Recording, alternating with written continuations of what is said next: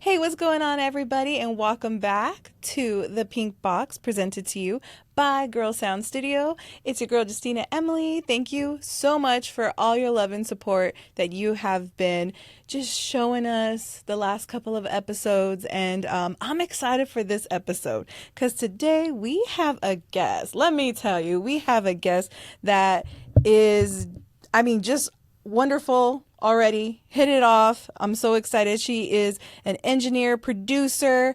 Everyone welcome Jade Alysse Berry to the studio. Thanks so much for having me. Welcome, welcome. How are you doing today? I'm good. I'm Yeah? good. How are you? I'm good. I'm excited for you because I do my little research and I see all of, your accolades and all that, but you look like you a boss ass bitch, and I know I could sense that off from you. Thank you. Same. I appreciate it. Now, when I'm looking at it though, and this is some of the things that I was thinking about because everyone wants to be, if they're looking at the entertainment, the industry, everyone wants to be the artist. They don't ever think about the a million jobs that are in it. And when you were little, did you ever think like, I want to be an engineer or I want to be a producer? Oh, hell no. I didn't even know what that was. Really? Yeah. There's no way that wouldn't have even been in my thought process. Yeah. I didn't even know it existed until I got into the industry. I didn't even know. And how did you get into it? Into engineering? Yes. I had already, I've been in music since I was young. I went to Orange County High School of the Arts for music. Then I went to University of Redlands, studied my bachelor's in music and vocal performance there. And later on went to Berklee School of Music for engineering and production. And engineering was just the natural next step. I had already explored all these other elements, had already established myself and had a career on like the creative side of things, and I love music so much, and engineering was like the natural next step to like kind of just fully mastering the craft of music. So that's how I ended up there. Yeah. And then how about, because people don't realize that producing is also separate from engineer, right? Or do you think it kind of goes hand in hand, but in a way, just because you are an engineer doesn't necessarily mean you're automatically a producer, right? Right. Okay. So how did you get into more of the producing side? Well, so to take a step back, I do believe that, to quote Jason Joshua, he's a friend of mine and an incredible mix engineer, to be a good mix engineer, you've got to be a good producer. I think that most people that are finding their spaces that they excel in music start off wanting to be a producer or an artist. I think that engineering is a natural progression for some people, and that's how they end up there. I started off in production because I had this whole classical background and this classical education. So I was that girl that they would call in because they're like, hey, we need like a 36-piece string arrangement on this beat. Can you do it? And I came in and I'm like, all right, violin 1, violin 2, viola, cello, here we go. So that's how I started. I did not follow the traditional path at all. And I never really had aspirations to be a producer under my own name, just like independently kind of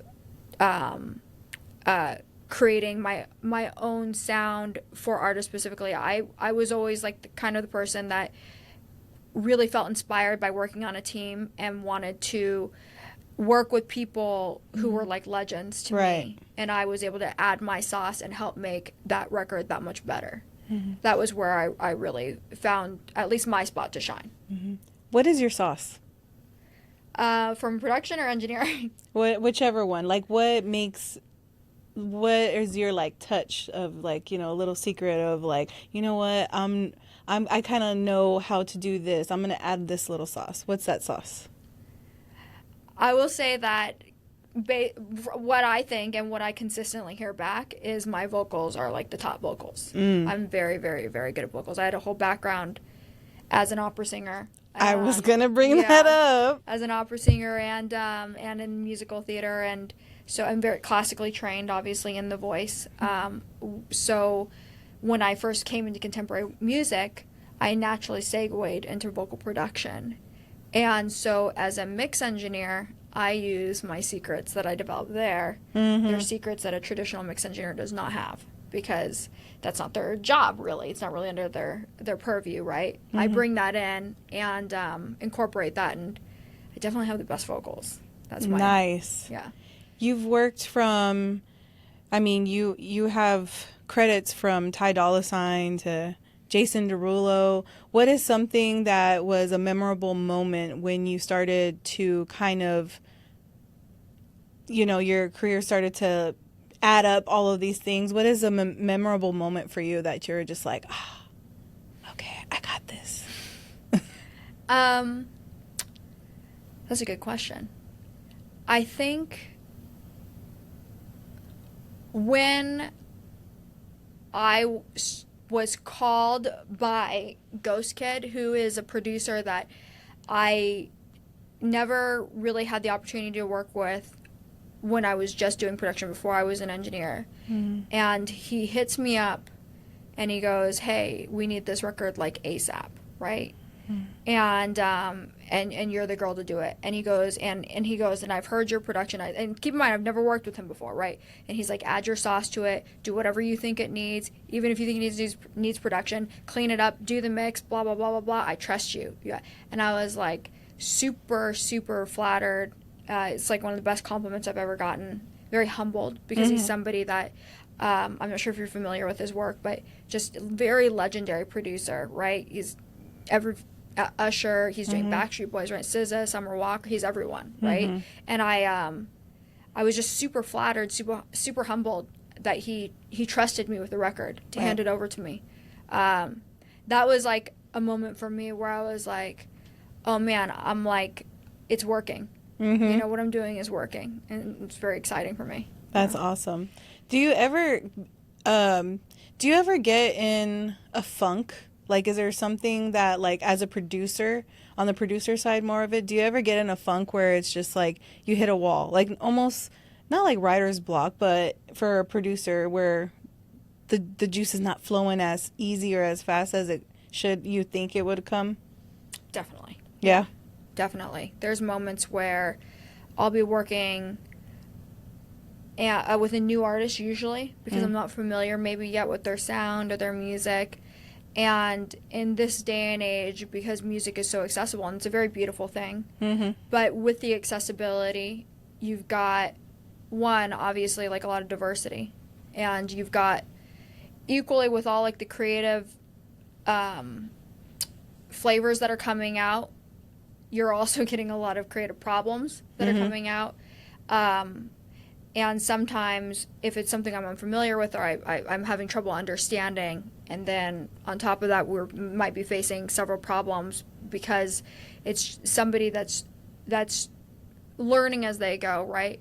I can struggle to figure out a way to just like tap in and tie it together. It's just, I always do figure it out, but sometimes it's not as seamless. I'm not going to pretend that it's like perfect or seamless every time. Right. For this day and age, I know, especially here, we do talk, when I interview women, it does come up a lot of it's a male dominant field. Yes. Have you ever had an experience where maybe it like kind of shift you to have thicker skin, or where you're just like, I gotta kind of, make myself a little bit more of like, hey, I'm here. Sorry, is that right? You know what I'm saying? Yeah. Have you ever had that experience or that moment? Oh yeah, a ton. I continue to have those moments to this day. Yeah, I mean, I appreciate the question, because like we talk about it all the time, myself and my manager LaDonna. Because I constantly face that. It is definitely a male dominated industry. If you think about it, artists, for example, that is where you're going to find females. But if you really think about the number of artists, for example, that are trying to make it, the males far outnumber the females, right? And now you get into like more techie spaces, producers, engineers, and I don't even know any other female mix engineers in my generation. So I have gotten fired because I was a girl and I was not there to party, and that was not understood when I walked in the room. And then when I wasn't there to party and I was there to work, they were like, I've had somebody say, "You're too pretty to engineer. We're not playing here today. Get her out of here." Like I've had some pretty crazy things happen to me in music, but it gives you thicker skin. You got to keep it pushing, right? Like, I know my value, I know my worth. I'm great. So I'm just like, if you don't see it, I'm gonna make sure you see it. I'm gonna stay in your peripherals until you see it. Yeah. And then I also feel like it's almost as when you're learning how to ride a bike. Like, anyone, you can read a book how to ride a learn how to ride a bike, or people could kind of tell you what to do, but it's you getting on, and you're going to have to learn in your own sort of way by your own experience. You're not going to know it until it happens. But yeah, I could totally relate to that 100%, that it's still going on. And it sucks because every single woman that I've sat down with has had a moment where it's like, no, which it sucks, right? I mean, 2025, like, you would think. You see all the political correct stuff going on, and I'm like, damn, why isn't that happening in my industry? You right? know what I mean? Like, why haven't we caught up? Music industry, why? For going back to the opera, though, what kind of inspired you to go in when you started studying opera? Like, because, I mean, is that something that you're just at home and you're just like, let me see? Like, are you just like singing in the restroom? Because I'm, in the restroom. Or in the shower, my bad, in the shower to be more specific, where it's like the vocals, I love that. Was nice. Oh, thank you. I'm honestly, I don't know why that came out. I am not. Beautiful. Let's get this girl a record deal. How did you start practicing, or like what kind of led you to know that you could be an opera singer? Honest answer, I didn't know I could be an opera singer. I bootlegged it and winged it. I have a very non-traditional path, and when I was going to school, I was trying to get into this art school, and I was like, this is like the ticket, and I auditioned for every conservatory they had available. Didn't even know what half of them were. I was like, I just got to get into this school. And the opera school is the one that let me in. I don't know why. And it just kind of like took off from there. But I was definitely like the odd one out, because traditionally when you are in classical music, whether you're an instrumentalist or whether you're a classical vocalist, you've got years of lessons behind you. I didn't have a vocal lesson until I was in my sophomore year in college. I got a full scholarship to the music program for opera, no vocal lessons. I was bootlegging. I was sitting there listening to other opera lessons, other opera like performances, and I was just copying by my ear. Okay. Okay, it's all connected. It's all connected. Yeah. Can you hit a note, or do you have to warm up? I can hit a note. I don't have to warm up, but I mean, obviously, if you warm up, it's better. Okay. Can you just like... You want me to sing an opera now? Yeah. Just like a random like... Yeah. There you go. Yeah.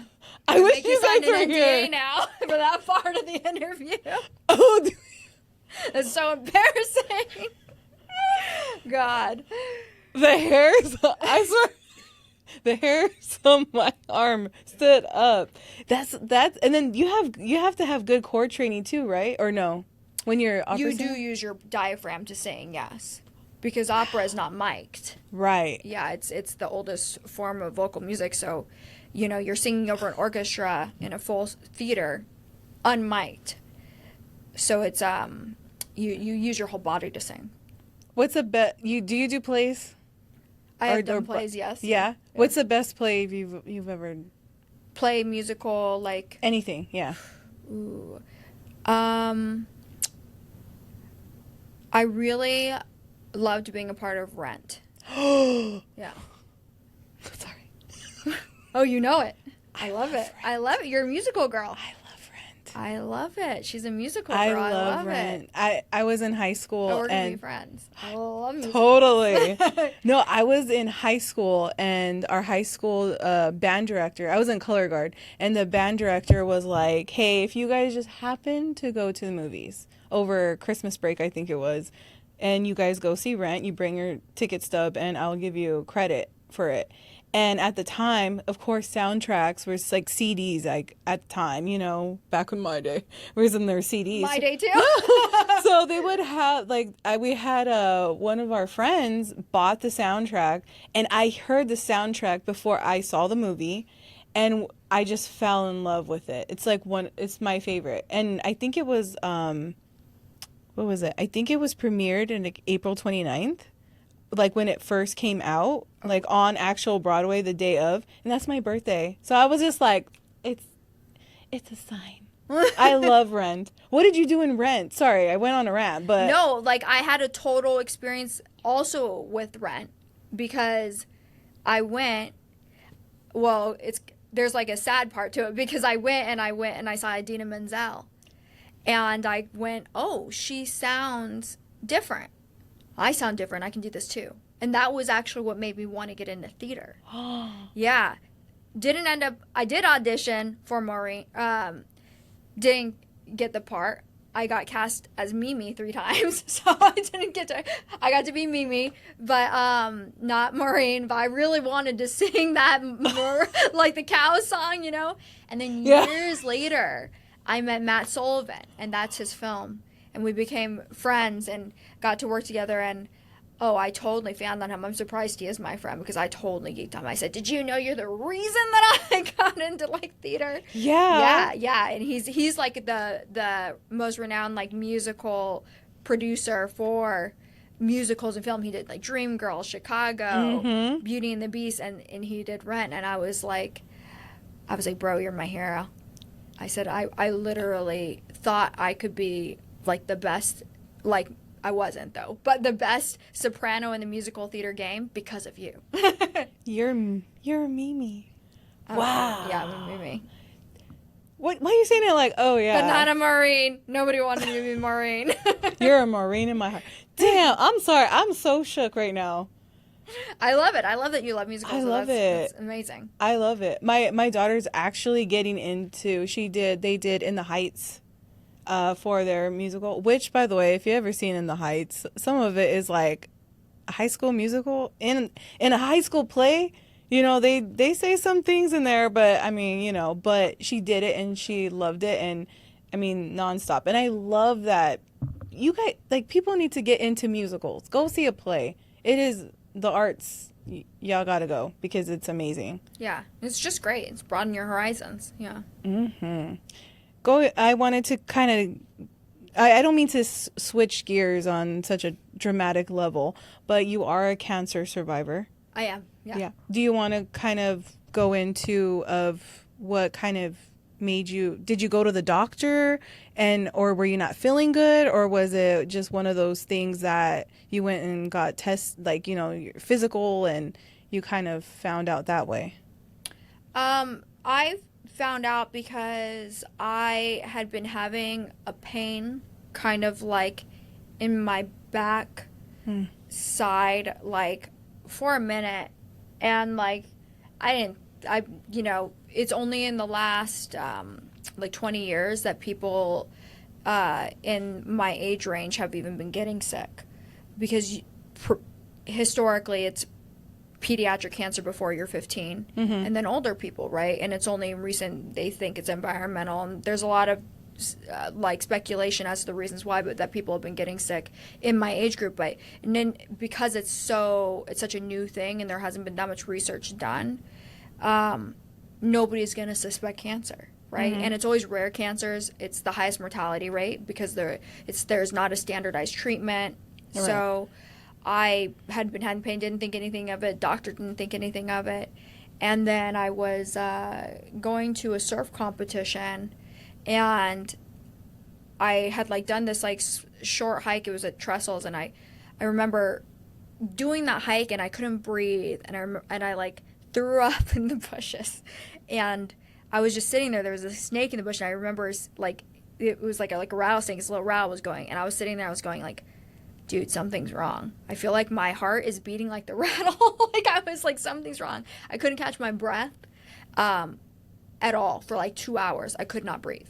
And so I didn't even think I was going to make it back up the hill to the car. So I went to the emergency room. And they did a CAT scan on me, and they were like, you need to check in. And I checked in and eventually got transferred over to CHOC, Children's Hospital of Orange County, because AYA cancer, that's adolescent young adult, is technically pediatric. And I was there for almost a year. Mm-hmm.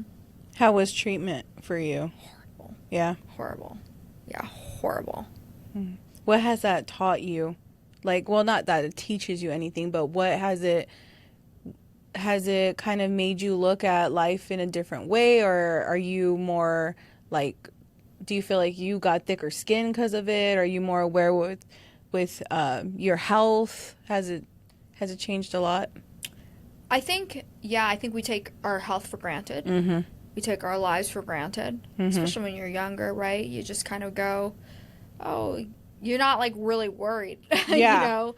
And my treatment was very, very aggressive. It was experimental and extremely aggressive. I had like 127 hours of continuous chemo cycles. So, and I went through 6 cycles. So, and I had to stay in the hospital for the entire duration of my treatment because I was so dependent upon everything. And I couldn't survive on my own. I was like in an isolation unit. So I had a lot of time to think, a lot of time to reflect on my life. It's one of the worst things that's happened to me and one of the best things that's ever happened to me. Because obviously, as a result of treatment, I've had to deal with like a lot of after effects, side effects, health conditions that I would not have at my age. But I have always been kind of a go, go, go kind of person.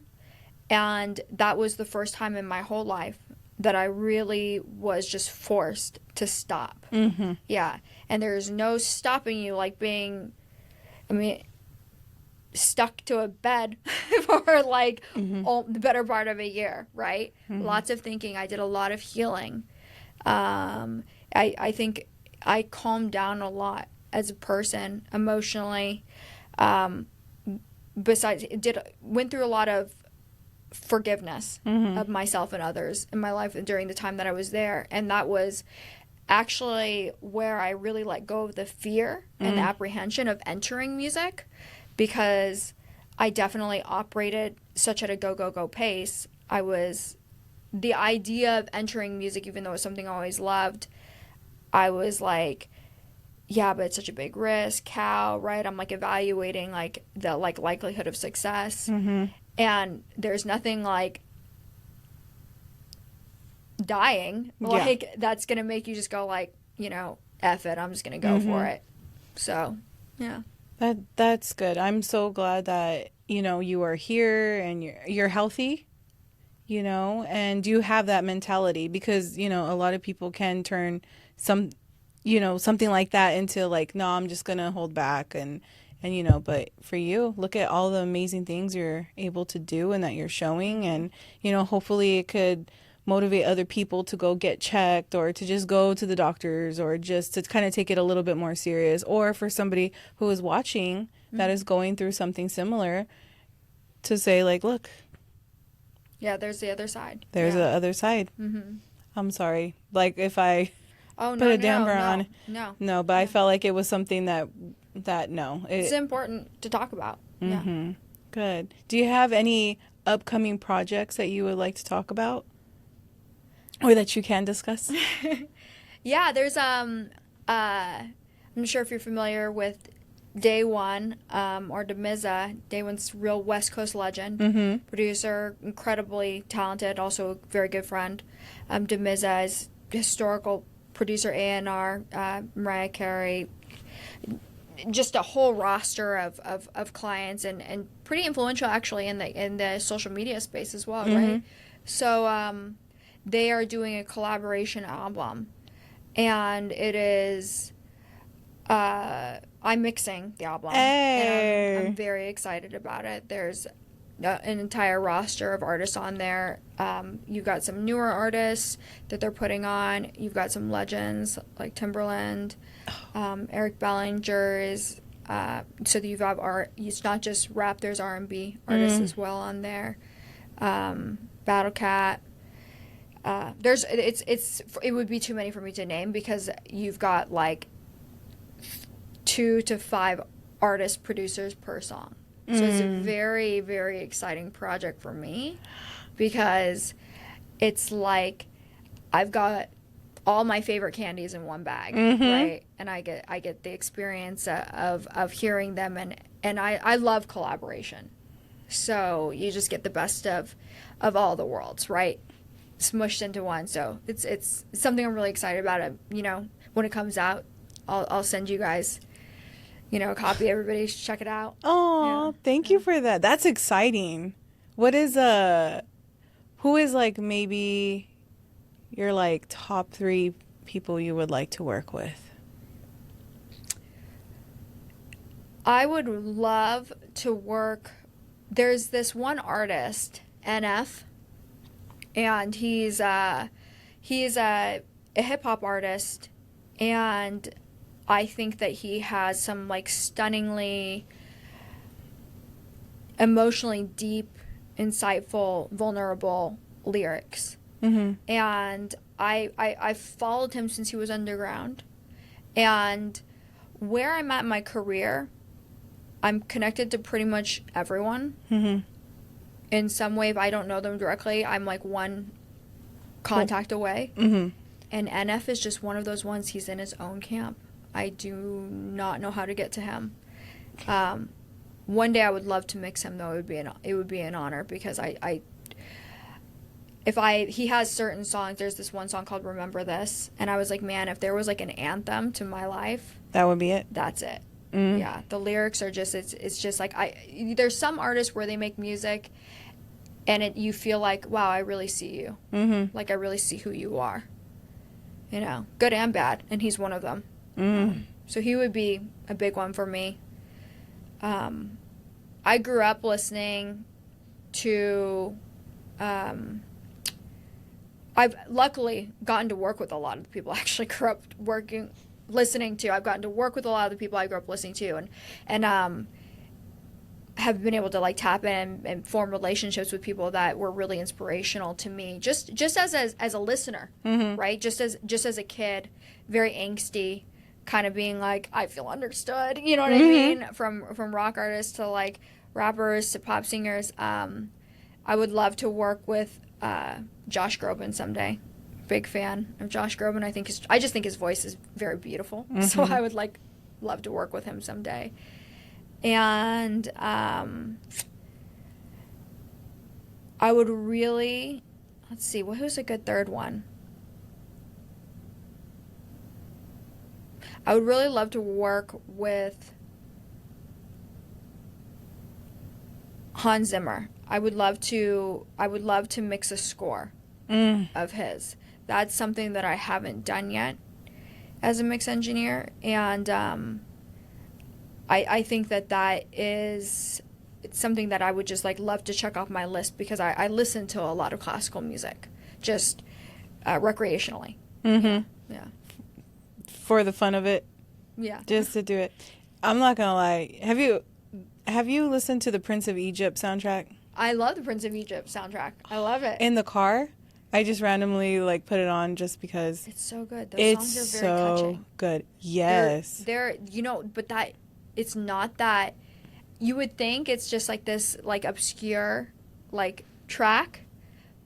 But that actually comes up like several times a year from the most like unlikely people. Like I've got like real West Coast artists that are like, yeah, have you heard that? And they'll show me they've never seen the movie. They've never seen the movie. They just know the music, and they'll be like, have you ever heard this record?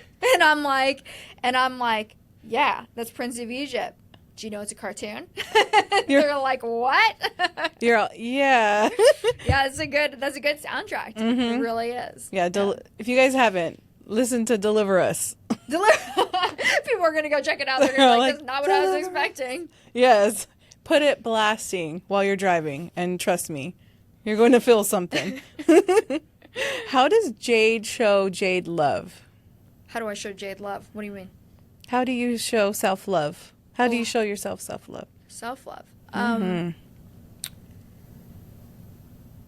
I take my time at the beginning of the day to kind of just hang out with, I have a little fur baby, Mochi. He's my son. I gave birth to him.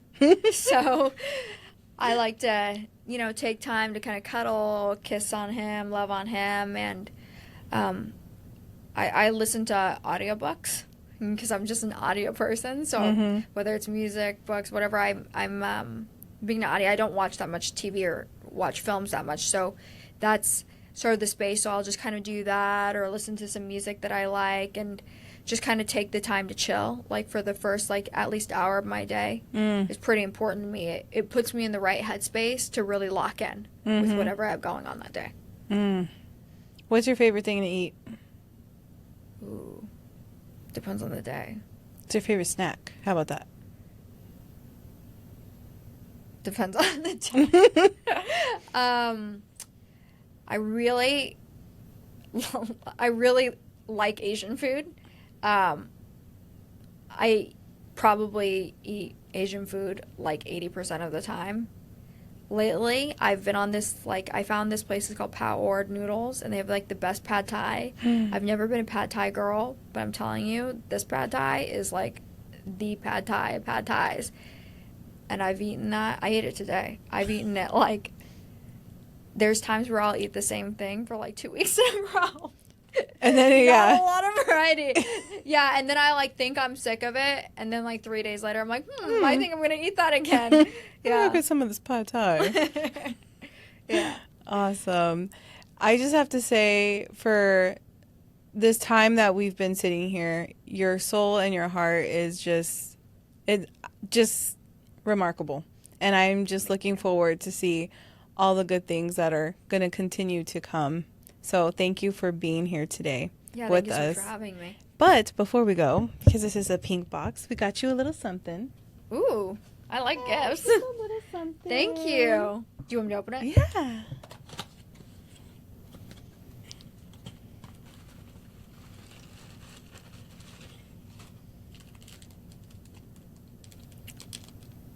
How did you know I love Peter Pan? It's a Peter Pan key. I'm obsessed with Peter Pan. Oh my god, I'm gonna cry. I'm obsessed with Peter Pan. Oh my god, I sadly believed in Peter Pan until I was 14. Don't you worry, honey. Oh, I'm such a fan. And actually, my favorite soundtrack, score to a movie, Peter Pan, is the live action one. Wasn't a huge fan of the film itself, but man, that score, the soundtrack for that film. It's it feels magical. It's just one of those scores. Yeah. Thank you so much. You're welcome. I'm glad you love it. Yeah, I do. Never grow up. Remember that when you tell me to be more mature. Never grow up, you guys. Jade, thank you so much for being here. Thanks so much for having me. Stay driven, stay blessed, stay focused. You got this, girl. Thank you. Thank you guys so much for tuning in, and we will see you soon.